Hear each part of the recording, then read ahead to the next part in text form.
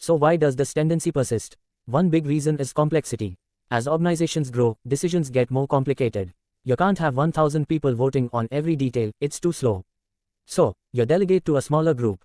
It's efficient, but it concentrates power. Mathematically, we can model this with network clustering. As the number of nodes grows, the system forms clusters, each with a leader, and those leaders form their own smaller network. Before you know it, you've got a pyramid structure, with a few people at the top.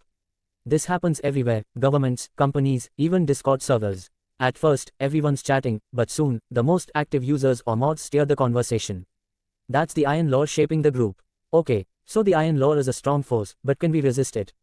Let's think mathematically and practically. One way is to keep the network flat, ensuring everyone has access to information and decision making. Some modern organizations, like certain tech startups or co-ops, try this with decentralized models. For example, some blockchain-based organizations use one vote per member systems to distribute power. But even here, elites can emerge if some people hold more tokens or computing power, though well-designed governance can reduce this risk. Complexity often makes decentralization hard. Another approach is keeping organizations small or temporary. Movements like Occupy Wall Street try to avoid hierarchies by rotating leaders or using consensus. But even then, informal leaders, those with charisma or more time, often emerge. Mathematically, the iron law is tied to scale and complexity. The bigger the system, the harder it is to avoid centralization.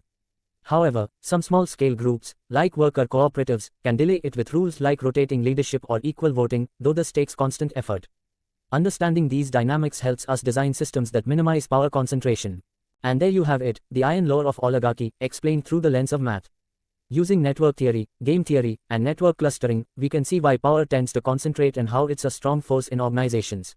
But knowing this gives us tools to resist and build fairer systems. So, what do you think? Can we delay the iron law, or is it too tied to human nature and complexity? Drop your thoughts in the comments below, I'd love to hear your ideas. If you enjoyed this deep dive into math and sociology, give this video a thumbs up, share it with a friend, and hit that subscribe button for more videos like this.